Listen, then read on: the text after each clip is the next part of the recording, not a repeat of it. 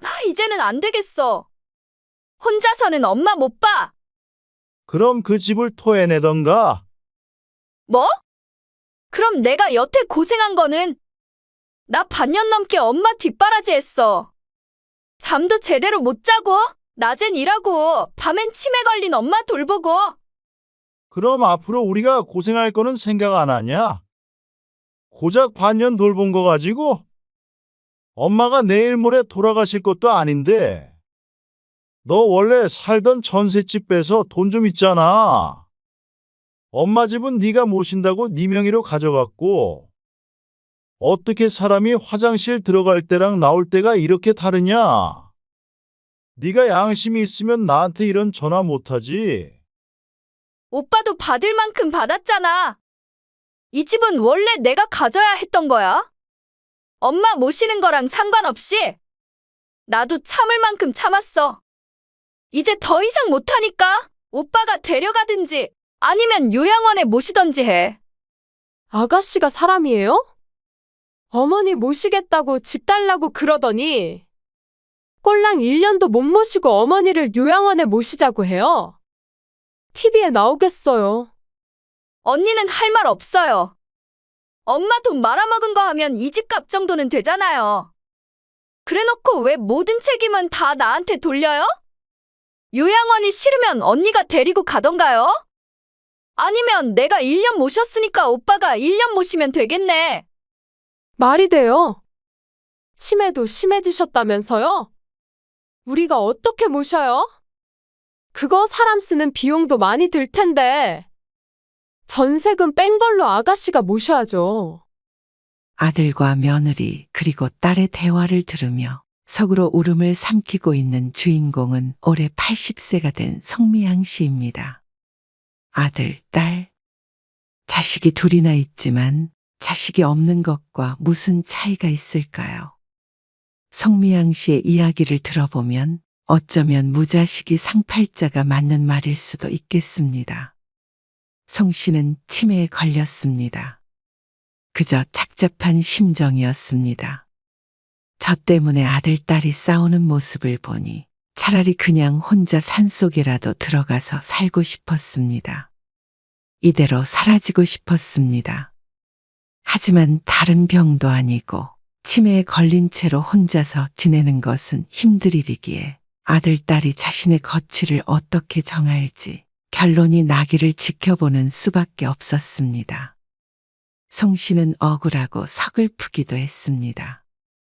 송 씨였다면 아들, 딸 모두 치매에 걸렸어도 내 몸 부서지는 한이 있어도 끝까지 보살폈을 것입니다. 틀림없이 말이죠. 하지만 자식과 부모는 달랐습니다. 괜히 내리사랑이라는 말이 있는 것이 아니었죠. 송 씨의 아들은 50세로 이름은 이문상입니다. 그리고 고3 아들이 하나 있죠. 그리고 송 씨의 딸은 45세로 이름은 이정민입니다. 10살짜리 딸이 하나 있고 5년 전 이혼해서 딸과 둘이 살고 있었습니다. 송 씨의 딸 정민이 3살이 되었을 때 송 씨는 남편과 이혼했습니다. 한량이었던 남편은 딴 살림을 차려 떠나버렸죠. 그리고 그 당시엔 양육비니 뭐니 하는 것도 몰랐던 시절이라 남겨진 두 아이를 송 씨 혼자서 키울 수밖에 없었습니다. 이 일, 저 일, 돈 되는 일이라면 닥치는 대로 했는데 나중에 빚을 내 차렸던 분식집이 대박이 났죠. 학교 앞에 있던 작은 분식집이라 대박이 나도 큰 부자가 된 것은 아니었지만 두 아이를 키우는 데는 부족함이 없었습니다. 그동안 갖은 고생을 하며 살았던 송 씨에게는 하늘이 내려준 선물 같았죠. 땡전 한 푼 없이 가난했던 송 씨는 그렇게 분식집으로 번 돈으로 작은 집도 샀고 부동산 가격이 올라 돈도 꽤 벌게 되었습니다. 그렇게 세월이 흘러 아들, 딸은 결혼을 했고 둘 모두에게 각각 전셋집 하나씩 해줄 수 있었습니다. 물론 좀 더 여유가 있었다면 분명 집을 사주었을 송 씨였습니다. 하지만 아무것도 없는 밑바닥부터 시작한 송 씨에겐 그것도 대단히 의미가 있었습니다.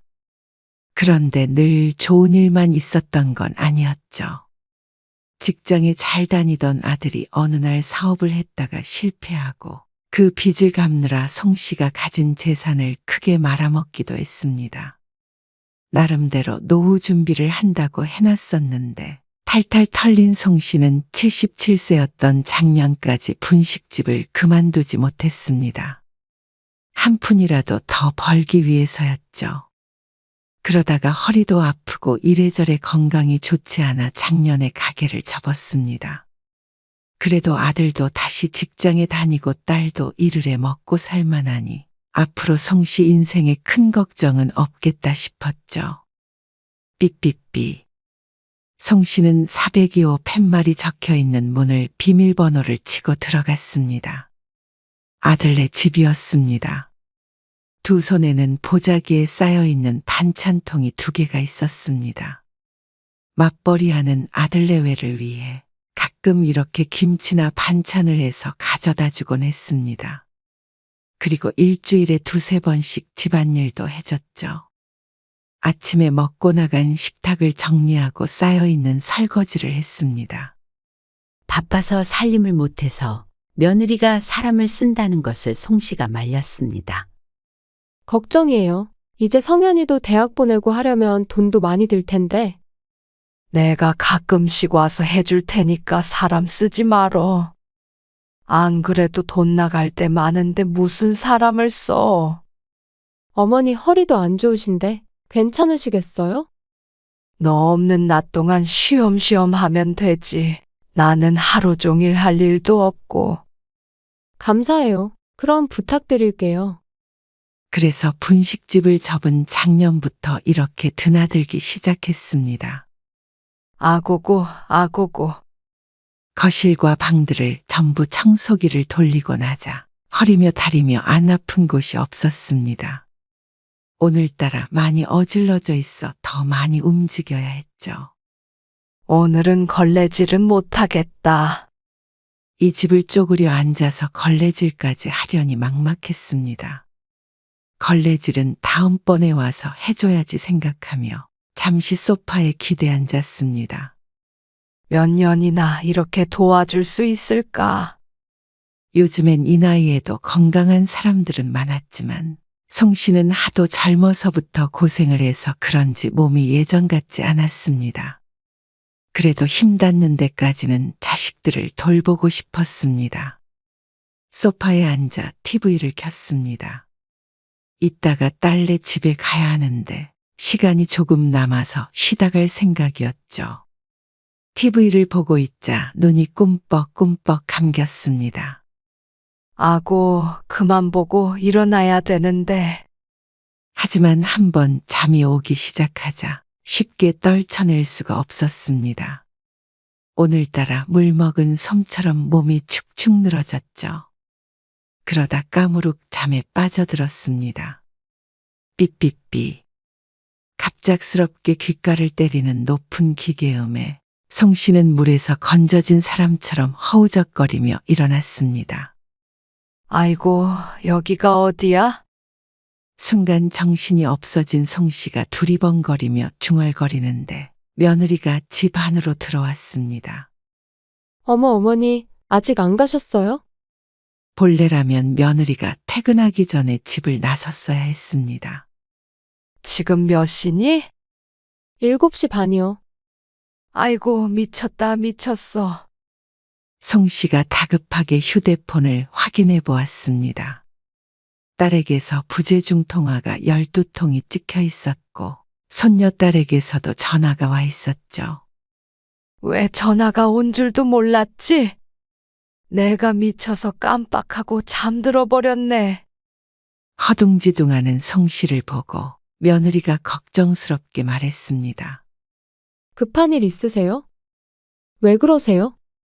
아니, 오늘 혜인이 학원에 데리러 가기로 했는데 7시까지 갔었어야 해. 아이고, 얼른 전화해보세요. 송 씨는 며느리에게 제대로 인사도 하지 못하고 급하게 신발을 신고 집 밖을 나섰습니다. 발을 동동 구르며 엘리베이터를 기다리던 송 씨가 딸에게 전화를 걸었습니다. 엄마! 받자마자 소리를 꽥 지르는 딸 정민. 아이고, 미안하다. 내가 문상이네 집에 있다가 깜빡 잠들어 버렸지 뭐냐. 혜인이는? 지금 학원 앞에서 기다리고 있어요. 30분째 혼자 있단 말이에요?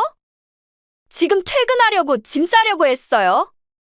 지난번에도 깜빡했다고 애 혼자 세워두더니 또 그래? 이래서 어떻게 내가 야근을 해? 미안하다, 미안해. 내가 얼른 갈 테니까 이래. 오늘 8시 넘어서까지 야근을 해야 한다는 딸의 부탁으로 손녀딸 혜인의 학원까지 데리러 가기로 했던 송 씨였습니다. 10살짜리 아이가 깜깜한데 혼자서 기다리고 있을 걸 생각하니 마음이 초조해졌습니다. 택시 타고 갈 테니까 10분, 아니 5분이면 도착해. 다행인 점은 문상의 집과 혜인의 학원이 가깝다는 것이었습니다. 딸의 짜증스런 대꾸에 연신 사과하고 전화를 끊었습니다. 그리고 택시를 타고 혜인의 학원에 도착하자 시간은 7시 45분이었습니다. 할머니, 울먹거리는 손녀딸을 보니 송 씨의 가슴이 미어졌습니다. 아이고, 내 새끼. 할미가 미안. 오래 기다렸지? 엄청 오래 서 있어서 다리 아파. 손녀딸과 택시를 타고 딸의 집으로 갔습니다. 도착하자마자 손녀딸 밥을 차려주고 씻는 것까지 본 후에야 겨우 숨을 돌렸습니다. 정신이 하나도 없었습니다. 나이가 드니 정신이 오락가락하는지 딸의 말대로 지난번에는 잠들지도 않았는데 깜빡해버려서 혜인이 학원 앞에서 한참 기다렸던 적이 있었습니다. 손녀딸이 숙제를 하는 동안 송 씨는 설거지를 하고 집안일을 했습니다. 아들 문상의 집에서 했던 것과 똑같이 말이죠. 딸은 5년 전에 이혼을 해서 혼자 아이를 키우고 있었습니다. 야근도 잦아서 제대로 아이 돌볼 시간도 없으니 살림할 시간은 더더욱 부족했죠. 딸을 보면 젊은 날의 자신을 보는 것 같아서 송 씨는 마음이 더 쓰였습니다. 문상은 그래도 가정이 있었지만 정민은 늘 홀로 고군분투해야 했으니 말이죠. 그래서 딸이 오기 전까지 뭐 하나라도 더 해주기 위해 부지런히 움직였습니다. 화장실 청소까지 마치자 딸이 돌아왔습니다. 시간이 9시가 조금 넘었습니다. 엄마, 나 오늘 엄마 때문에 욕 많이 먹었어. 계속 전화통화하느라고 일도 제대로 못했단 말이야. 딸은 집에 오자마자 송 씨를 나무랐습니다. 전화는 안 받지. 혜인이는 오려고 하지. 아직 혼자서 택시도 못 타는데. 미안해. 내가 깜빡 잠이 들었어. 일어나야지 했는데 정신 차려보니까 7시 반이더라고. 제발 잘 좀 챙겨줘. 오빠네서 일찍 나오면 되잖아. 그리고 그 집은 애도 다 컸는데 뭐하러 그렇게 자주 가서 일을 해줘? 맞벌이 하니까 시간이 있겠니? 새언니도 퇴근도 일찍 하는데 뭐가 힘들다고 그러는지 모르겠네. 참. 알았어. 내가 이제 혜인이 데리러 가는 날은 문상이네 안 갈게. 알았어. 엄마, 나 너무 지쳐서 그런데 오늘만 택시 타고 가도 되지? 보통은 딸이 집까지 데려다 주는데 오늘은 지친 기색이 역력했습니다. 최근 들어 일이 많다고 녹초가 된 모습이었습니다. 알았다. 얼른 쉬어. 혜인이는 잘 준비 다 했어. 알겠어. 도착하면 전화해. 송 씨는 딸네 집에서 나와서 버스 정류장으로 걸어갔습니다. 딸이 걱정할까봐 택시 타고 가겠다고는 했지만 아직 버스도 끊길 시간이 아니었기 때문에 버스를 타기로 했습니다. 버스 정류장에 앉아 있으려니 한숨이 푹 나왔습니다. 오늘 하루가 폭풍같이 느껴졌습니다. 아들 집, 딸 집 왔다 갔다 하면 하루가 이렇게 짧게 느껴졌습니다. 그리고 쉬다 오는 게 아니라 일을 하다 오는 것이니 말이죠. 어쩔 땐 분식집을 하는 것보다 힘든 날도 있었습니다. 하지만 매일 이런 것은 아니라 일주일에 2~3번 정도니 다행이었습니다. 송 씨는 버스 정류장 벤치에 앉아 빙그레 웃었습니다. 그래도 아들, 딸이 송 씨 덕에 오늘도 덜 힘들 수 있을 거라 생각하니 행복했습니다. 아직도 자신이 자식들을 도와줄 수 있다는 것에 감사하기도 했습니다. 하지만 행복은 그리 길게 가지 않았습니다. 얼마 안 있어 설이 되었습니다. 송씨네는 차례를 지내지 않았지만 아들, 딸이 가까이 살기 때문에 명절 당일에는 함께 밥을 먹었습니다. 설 당일 아침이 되자 아들 가족이 도착했습니다. 어머니, 오늘은 밥만 먹고 갈게요. 성현이 독서실 가야 해서요. 고등학교 3학년인 손자 때문에 아들네는 오래 시간을 내진 못했습니다. 그래. 밥 차려놨으니까 얼른 먹고만 가. 식탁 가득 차게 차려놓은 상 앞에 다 같이 앉았습니다. 정민이는 언제 온대요? 아, 이따가 저녁에 오지. 이혼한 딸이 시댁 갈 일도 없는데 늦게 오는 이유는 아들 문상 때문이었습니다. 정민이 걔도 말이에요. 엄마가 말을 좀 해서 아침에 오라 그러세요. 언제까지 그렇게 꽁해가지고 지세 언니도 오는데 명절에 코빼기도 안 보여요. 아직도 지가 앤 줄 아는지 철이 없어. 사실 문상과 정민의 사이는 틀어진 지 꽤 되었습니다. 사업 때문에 빚더미에 앉았던 그때 오빠가 집안 재산을 축냈다며 크게 싸운 뒤로는 한 번도 함께 모여 본 적이 없었죠. 아무튼 기집애가 아직도 그거 가지고 나중에 잘 되면 국물도 없어. 이혼했으면 명절 아침에 친정에 올 생각을 않고. 그러게, 평생 안 볼 것도 아니고. 아들 문상이 투덜거리는 소리를 듣고 송 씨의 기분이 가라앉았습니다. 그래도 남매 사이가 돈 때문에 틀어진 것이 마음이 아팠습니다. 아들은 식사를 끝내고 서둘러 갔습니다. 예전엔 명절 때 아들, 며느리, 딸까지 다 모이면 북적북적했는데 요즘은 쓸쓸한 기분을 많이 느끼게 되었습니다. 남매가 둘밖에 없는데 저렇게 등을 지고 사니 걱정이 많았죠. 이러다 자신이 죽으면 영영 안 보게 될까봐 무섭기도 했습니다. 송 씨는 아들네가 먹고 간 음식과 식기들을 치우며 한숨을 쉬었습니다. 아들을 보내고 낮 동안 쉬고 있으니 해가 질 때쯤 딸과 손녀가 도착했습니다. 오빠는? 일찍 갔어? 밥만 먹고 갔어. 성현이 공부해야 돼서.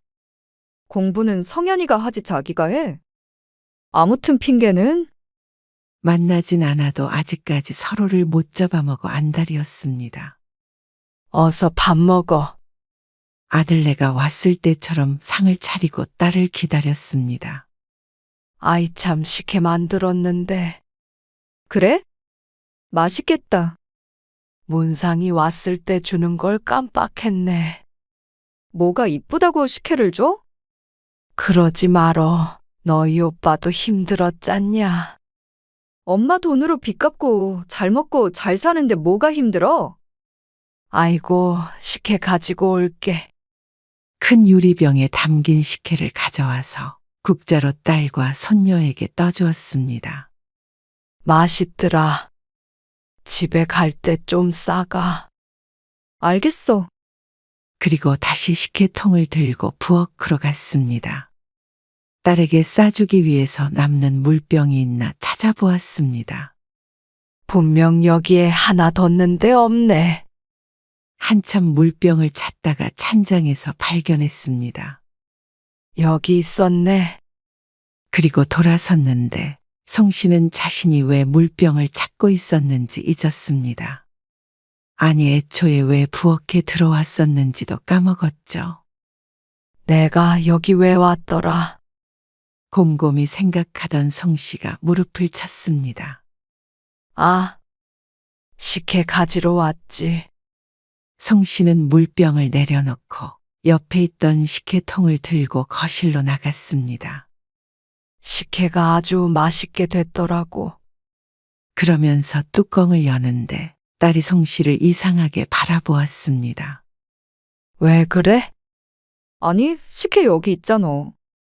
딸이 가리키는 그릇을 보자 식혜가 한가득 있었습니다. 뭐야?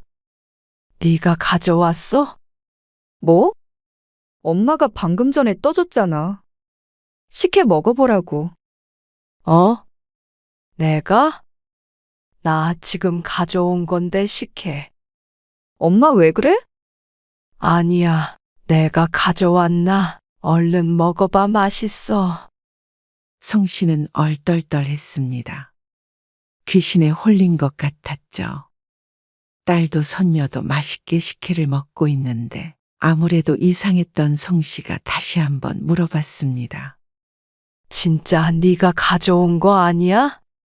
그러자 딸이 사색이 됐습니다. 엄마 진짜 왜 그래?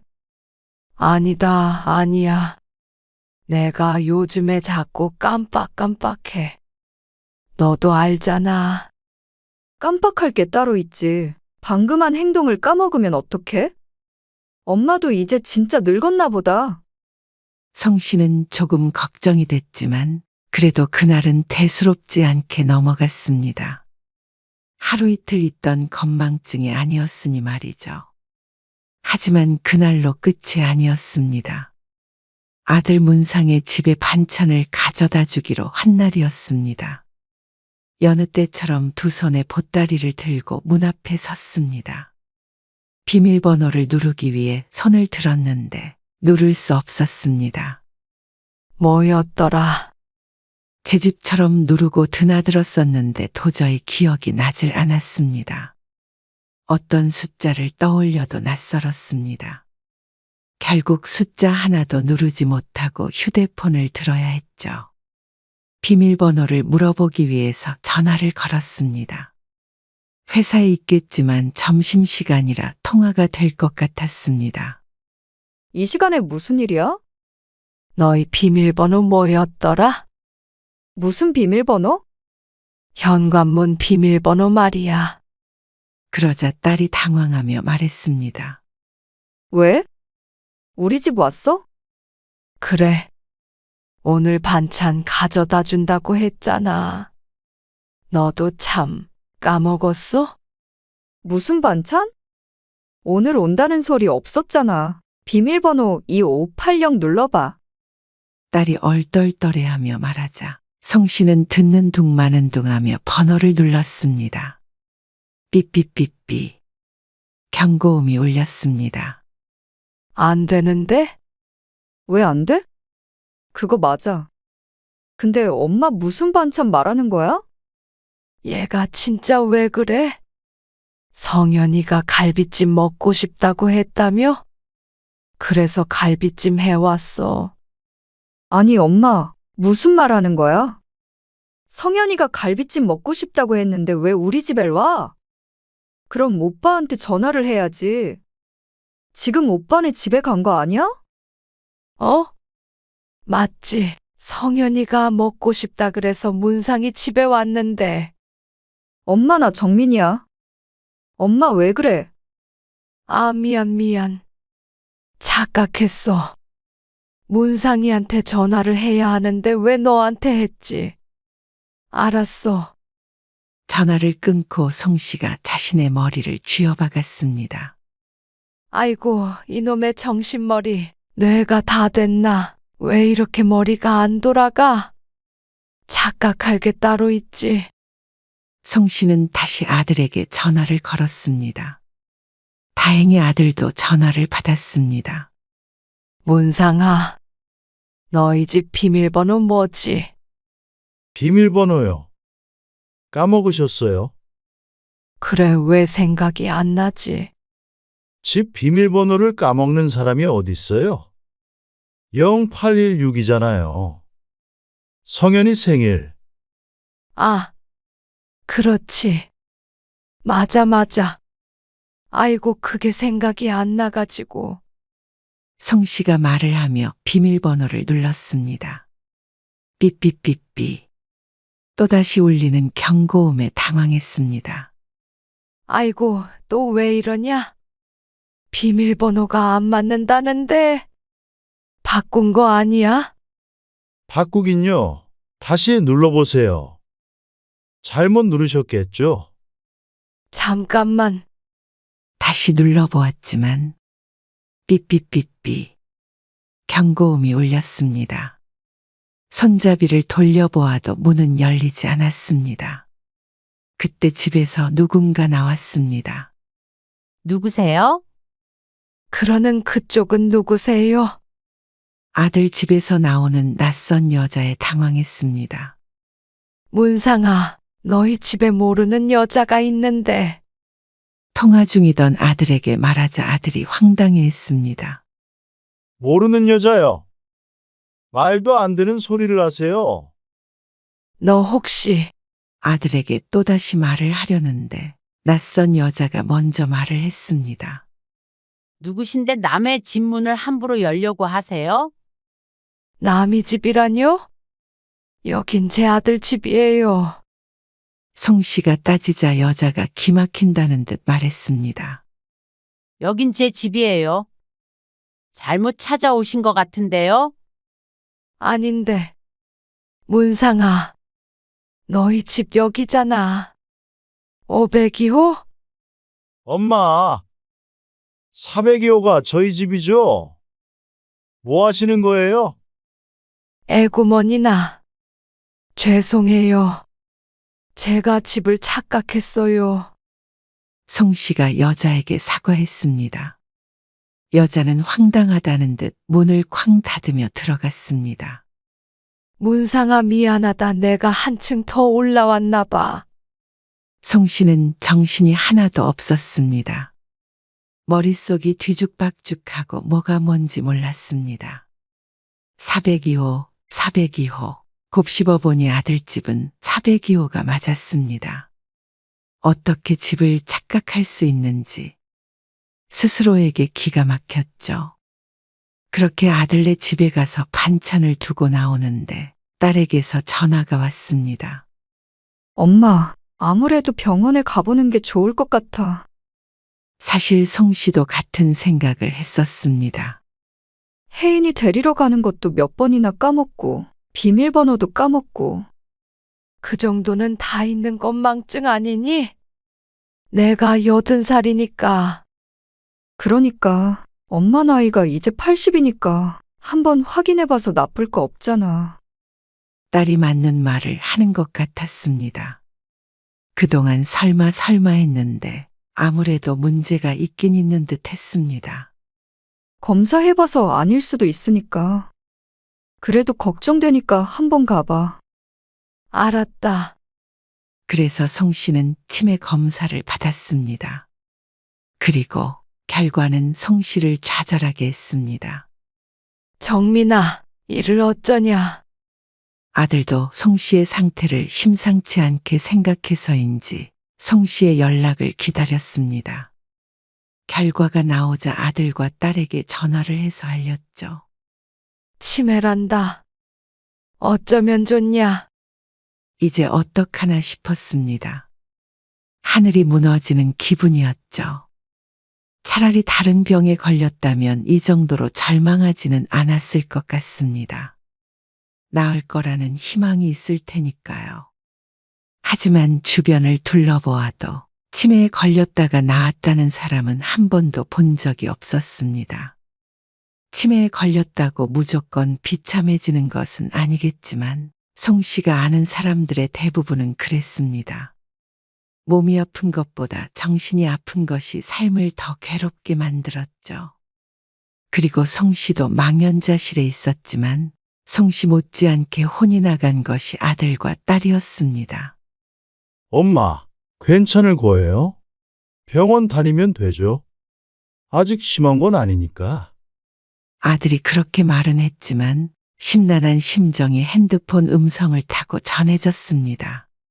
하지만 언제까지 좌절만 하고 있을 수는 없었습니다. 넋 놓고 있다가 아들, 딸에게 똥수발을 들게 할 수는 없었죠. 송 씨는 이내 정신을 차리고 병원에 꾸준히 다녔습니다. 그리고 치매에 좋다는 음식도 주위에게 물어 잘 챙겨 먹었고, 집에서는 화투장을 가지고 1시간씩 그림을 맞춰보며 시간을 보내기도 했죠. 하지만 그런 노력도 치매 앞에서는 소용이 없었습니다.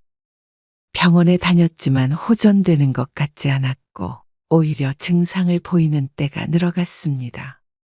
어쩔 땐 손자, 손녀 이름을 까먹기도 했고, 집안에 있다가도 자신이 어디에 있는지 몰라 멍해질 때 있었습니다. 그리고 어느 날이었습니다. 딸의 집에서 함께 저녁을 먹었는데 식사를 끝내고 일어서며 송 씨가 딸에게 말했습니다. 그런데 누구세요? 딸의 눈이 크게 트였죠. 엄마 딸이잖아. 정민이. 아, 우리 딸? 아이고, 우리 딸이야? 미안해, 못 알아봐서. 정민이? 송 씨의 세상은 그렇게 혼란스러워졌습니다. 그러다 보니 바깥에 나가는 것이 두려워졌고, 아들집도 딸집도 가지 않고 집에만 있는 날이 많았습니다. 일상이 그렇게 단조로워지니 상태는 더욱 나빠질 수밖에 없었죠. 아들과 딸은 그런 송 씨를 지켜보고만 있을 수는 없게 됐습니다. 가끔씩 정신이 깜빡깜빡하긴 해도 처음에는 혼자서도 잘 생활했지만 이제는 송 씨는 누군가의 도움이 있어야 생활할 수 있었습니다. 온종일 정신을 놓고 있진 않아도 위험한 상황이 있을 수 있었으니 말이죠. 그래서 몇 년 만에 문상과 정민이 송 씨의 집에서 만났습니다. 송 씨는 좋기도 슬프기도 한 기분이었습니다. 정말 오랜만에 가족이 다 같이 모여서 기뻤지만 그 모인 이유가 자신의 치매 때문이라고 생각하니 마냥 기뻐할 수만은 없었습니다. 오랜만이다. 코빼기를 보기가 힘드네. 오늘도 보고 싶지도 않았어. 말 참 예쁘게 한다. 쓸데없는 얘기하지 말고 엄마 얘기나 해. 어떻게 할 거야? 뭐 어떻게 해? 누군가는 모셔야지. 오빠가. 당연히 네가 모셔야지. 너는 혼자잖아. 혼자니까 모시기 힘들지. 오빠는 오빠도 있고 언니도 있잖아. 나는 일해야 돼서 엄마 돌볼 시간이 없어. 우리는 뭐 일 안 해? 둘 다 일하느라 바빠. 그리고 우리 성현이 고3이야. 고3이 뭐? 고3이면 집에 있는 시간도 별로 없을 거 아냐? 너는 엄마가 거의 애인이 키워주다시피 했는데 그러는 거 아니다. 뭐? 그때랑은 상황이 다르지. 내가 전적으로 희생해야 되는 거잖아.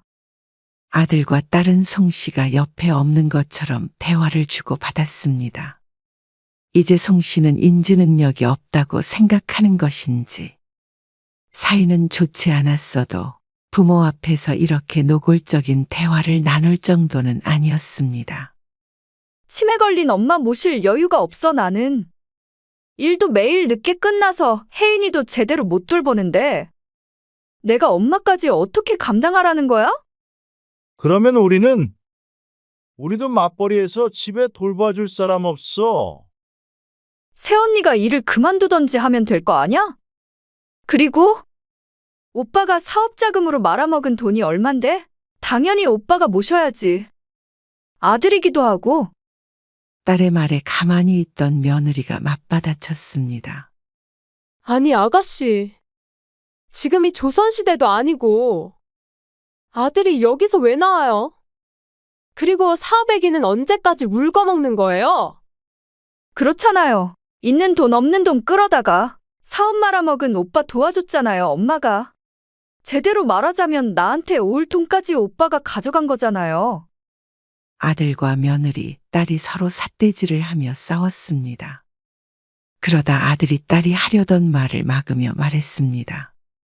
그럼 엄마 내가 모시고 가면 엄마 살고 있는 집 내 명의로 바꾼다. 알겠어? 그러자 딸이 노발대발했습니다. 뭐? 말이 돼! 오빠가 사업자금 말아먹었으니까 그 집은 내 거지. 그럼 네 말대로 하면 엄마는 우리가 모시고 집은 네가 갖는다는 거야. 말이 되는 헛소리를 해라. 아무튼간 못 되쳐먹었어. 말 다 했어? 상식적으로 내가 어떻게 엄마를 모셔? 하지만 며느리는 자신이 모시겠다는 아들의 말에 동의하지 않는 눈치였습니다. 그렇게 설전이 오가고 결론은 이랬습니다. 송 씨를 모시고 사는 사람이 그 집을 갖기로 했죠. 그 모든 결정은 송 씨의 의견과는 별개로 이루어졌습니다. 그리고 또 한 번의 설전 끝에 결국 딸이 송 씨를 돌보기로 했습니다. 죽어도 그 집만은 포기 못하겠다는 딸의 강력한 의지가 있었고 며느리가 시어머니를 모시고 사는 것을 부담스러워했기 때문이었죠. 그래서 송 씨는 딸과 함께 살게 되었습니다. 딸이 혜인을 데리고 송 씨네 집으로 들어오게 되었죠. 물론 집은 딸의 명의로 바꾸게 되었습니다. 송 씨도 굳이 반대하지 않은 것은 치매 걸린 노인을 돌보려면 시간과 노력과 돈이 필요하다는 사실을 아주 잘 알고 있었기 때문입니다. 과정은 쓰라렸지만 그래도 딸에게 의지할 수 있어서 말년이 아주 불행하지는 않다고 생각했습니다. 딸이 살던 전셋집은 곧 만기가 되어서 보증금을 돌려받았고 딸은 여유가 생겼습니다. 딸은 송 씨의 치매가 점점 심해지자 낮 동안에는 돌볼 사람을 쓰기도 했습니다. 이렇게 지내면 송 씨를 돌보는 일이 크게 힘들지도 않을 것 같았습니다. 하지만 그것은 치매 환자를 쉽게 생각했던 딸의 착각이었습니다. 그렇게 딸이 송 씨와 함께 산 지 6개월이 지났을 무렵 엄마. 엄마. 송 씨의 딸 정민은 혜인이 깨우는 소리에 잠에 깼습니다. 아직 새벽인지 주변은 어두웠습니다. 왜 그래? 나 화장실 가다가 쉬 밟았어. 뭐? 그게 무슨 소리야? 할머니가. 딸이 깜짝 놀라 거실로 나와 봤습니다. 화장실 앞에는 송 씨가 앉아 있었는데 그 주변이 흥건히 젖어 있었습니다. 엄마! 이게 뭐야? 할머니가 쉬했어. 엄마. 혜인이 발을 들며 울먹거렸습니다. 더러워 밟았어. 얼른 화장실 들어가서 닦아. 딸이 정신을 차리고 송 씨를 살폈습니다. 송 씨도 정신이 있는지 얼굴 빛이 좋지 않았습니다. 엄마, 화장실을 얼른 가야지. 왜 바닥에다가? 급해서. 아니, 실수할 것 같으면 기저귀 입고 있으라고 했잖아. 밤에는 좀 차고 자라고. 딸은 지끈거리는 머리를 감싸쥐었습니다. 낮에는 봐주는 사람이 있지만 저녁부터는 송 씨를 직접 돌봐야 했습니다.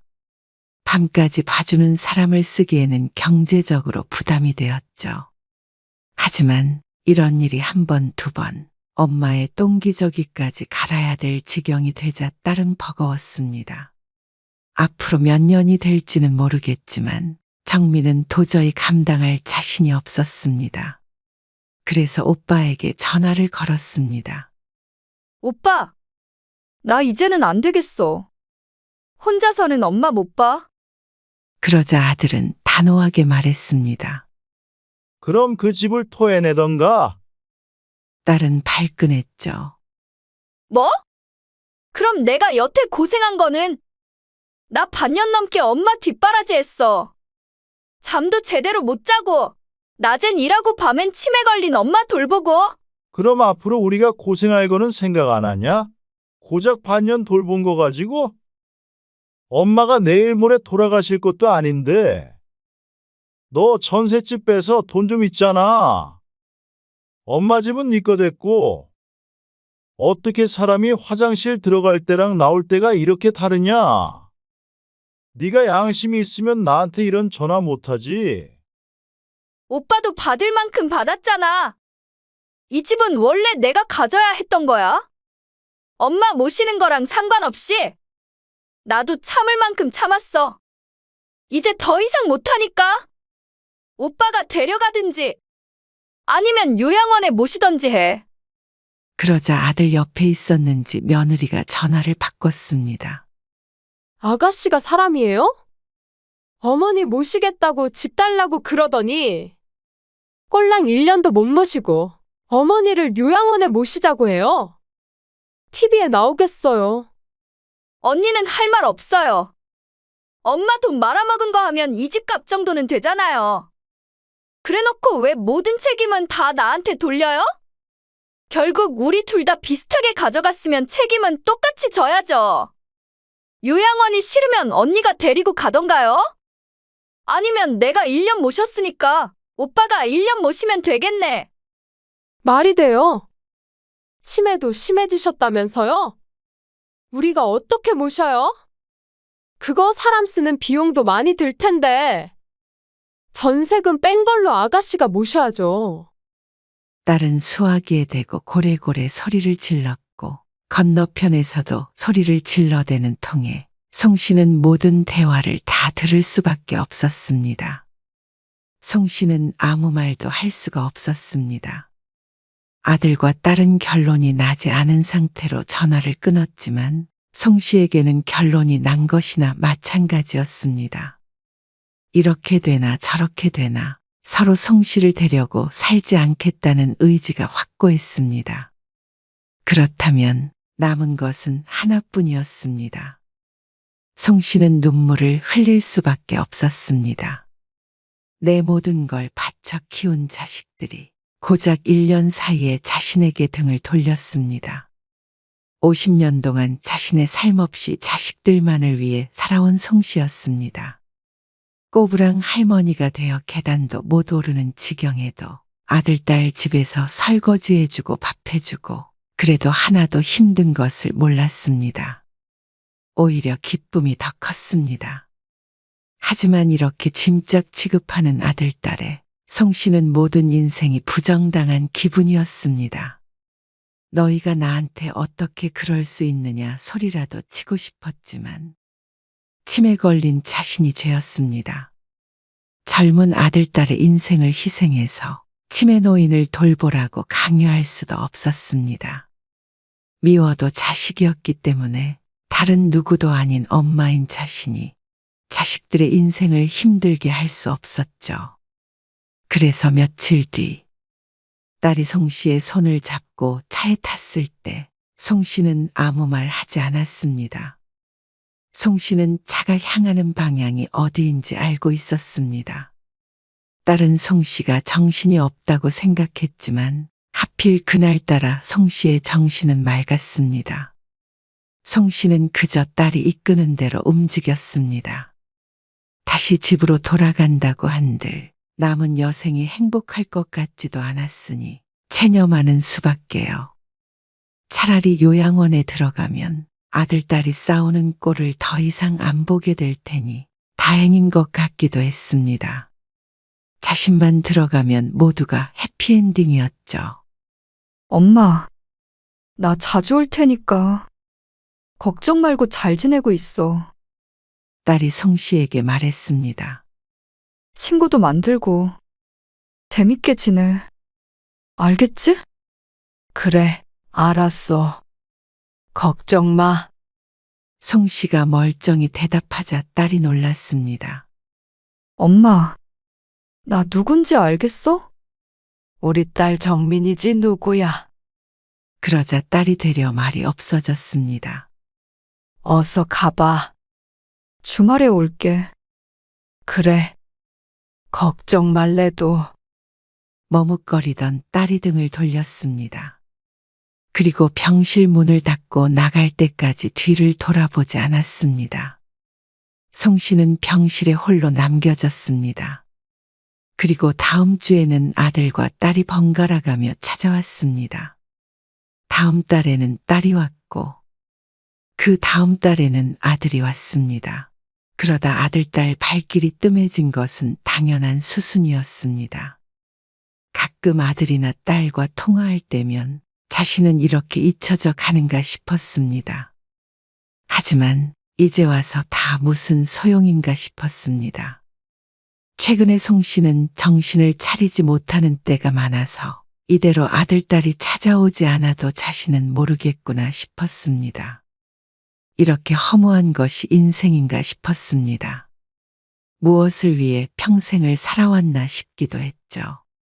자식밖에 없던 삶이지만 자신은 자식들 삶에서 도려내야 하는 옥에 티가 된 듯 했습니다.